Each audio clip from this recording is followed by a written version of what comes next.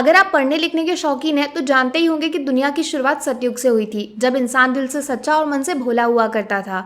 लेकिन धीरे धीरे इंसान लालच और बुराई में फंस गया, जिसने कलयुग की शुरुआत कर दी। और अब एक ऐसा भयानक शो मार्केट में आया है जिसने कलयुग के अंदर एक दूसरी अलग दुनिया के दरवाजे खोल दिए हैं। एक ऐसी दुनिया जिसमें अश्लीलता, फुहड़पंती और बेशर्मी का डंका बजता है।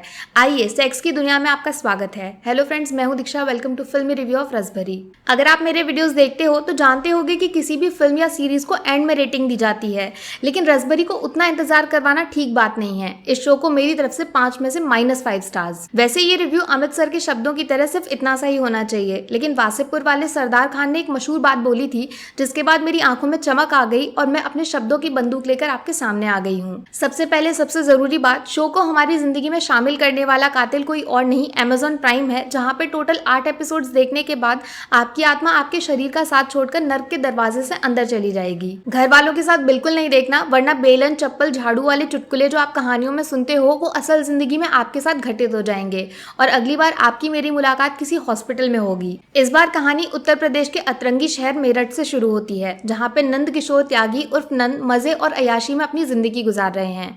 घर पे मम्मी पापा और स्कूल में 2 जिगरी दोस्त, बस इनकी दुनिया इतने में ही सिमट चुकी है। फिर एक दिन अचानक से तूफान उठता है जब स्कूल में नई टीचर शानू बंसल की एंट्री होती है, जो वैसे तो बच्चों को इंग्लिश पढ़ाने की जिम्मेदारी संभालती हैं, लेकिन क्लास में पढ़ने वाले बच्चों से लेकर साथ पढ़ाने वाले अध्यापक इनकी खूबसूरती पे लट्टू हो जाते हैं। एक मजेदार कैरेक्टर प्रियंका का भी है, जो रिश्ते में नंद की मुंह बोली बहन है, लेकिन स्कूल में साथ पढ़ते पढ़ते मन ही मन उसके इश्क में गिरफ्तार हो चुकी हैं। तो बस लव ट्रायंगल तैयार है। प्रियंका लव्स नंद, नंद लव्स इंग्लिश वाली मैडम। कहानी में ट्विस्ट आता है जब शानू मैडम धीरे धीरे पूरे शहर में मशहूर होने लगती हैं और उनके रंगीन किस्सों के चर्चे खुल्लम खुल्ला आस पड़ोस वाली बातों में शामिल होने लगते हैं।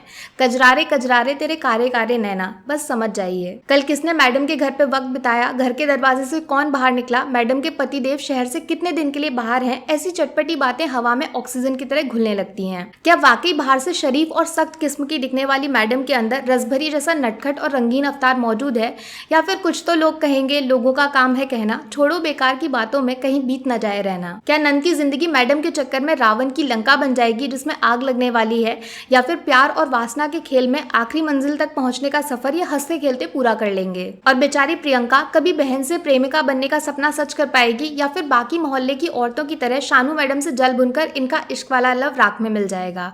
सारे जवाब मिलेंगे रसभरी में। देखो, वैसे तो शो का कॉन्सेप्ट स्कूल, पढ़ाई और इश्क मोहब्बत के अराउंड घूमता है, लेकिन हकीकत में ये सब कुछ एक मुखौटा है। इसके पीछे अश्लीलता और घटियापंती का चेहरा छुपा हुआ है, जिसमें शरीर की नुमाइश लगाकर लोगों को लुभाने की कोशिश की गई है। आजकल फिल्म इंडस्ट्री का सबसे बड़ा धंधा सिर्फ एक ही है, शरीर की दुकान लगा दीजिए, ग्राहक भागता हुआ खुद लुटने आ जाता है। ऑल्ड बालाजी तो इस खेल का पुराना खिलाड़ी है, लेकिन इस बार अमेजॉन ने उसके हाथ से रोटी छीन ली है। मुझे नहीं पता ये कौन सी दुनिया के स्कूल हैं जहाँ पे पढ़ने वाले स्टूडेंट्स किसी टीचर को अपने बच्चे की माँ बनाने के सपने देखते हैं, या फिर स्कूल में काम करने वाले प्यून से अपनी रातों को रंगीन बनाने के तरीके पूछते हैं। और तो और स्वरा मैडम के मुंह से निकले एक भारी ज्ञान वाले डायलॉग के अनुसार इस दुनिया में सिर्फ एक चीज सच्ची है, एक इंसान की दूसरे इंसान के शरीर वाली भूख, बाकी सब कुछ झूठ और दिखावा है। वाह मैडम, तालियां तालियां। और हाँ, सोसाइटी में रहने वाली आंटी लोग का भी एक क्लब दिखाया गया है, जहाँ पे बैठ के वो कोई किटी पार्टी नहीं बल्कि अपने पति की सेक्स लाइफ के बारे में काफी गहराई से घंटों तक चिंतन करती हैं। चलो ये सब कुछ छोड़ भी दें तो शो की कहानी इतनी बकवास और रद्दी है कि आप कुल्हाड़ी अपने पैर पे नहीं सीधा सर के बीच में मारने के लिए मजबूर हो जाओगे। लॉजिक जैसे शब्द का इतनी बेरहमी के साथ कत्ल किया गया है, जिसके सामने बॉलीवुड के खूंखार हथियारे भी शर्म से पानी पानी हो जाएंगे। हाँ, वही लोग जो नेपोटिज्म की आड़ में मेहनती टैलेंटेड एक्टर को अपनी जान गंवाने के लिए मजबूर कर देते हैं। देखो, मुझे कोई फर्क नहीं पड़ता कि आप रंग बिरंगे सिनेमा का सहारा लेकर कुछ लोगों को रोजगार देने की जुगाड़ भिड़ाओ,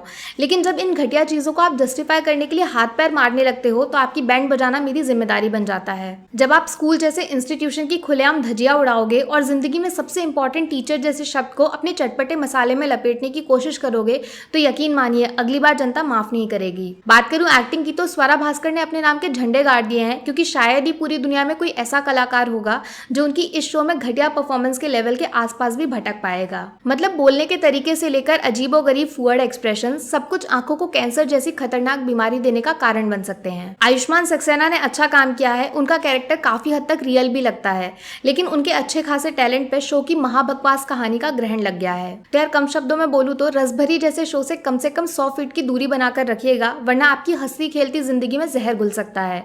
और हाँ, गलती से अगर देखने का मन हो जाए तो दिमाग को किसी डब्बे में पैक करके साइड में रख देना। बात करूं कमियों की तो एक स्टार कटेगा शो के घटिया और तुच्छ कॉन्सेप्ट के लिए, एक स्टार स्वरा मैडम की हद से ज्यादा नकली एक्टिंग के लिए, एक स्टार बिना सर पैर वाले डायलॉग्स के लिए, एक स्टार दिल में छेद करने वाली कहानी के लिए और एक स्टार फिजूली सेक्स के नाम पे धंधा चमकाने के लिए। बाकी वीडियो में कुछ पसंद आया हो या फिर कुछ शिकायत करनी हो तो मैं आपको इंस्टाग्राम पे भी मिल जाऊंगी, वरना थोड़ा सा इंतजार करिए। मिलूंगी आपसे अगले वीडियो में। Take care, bye bye.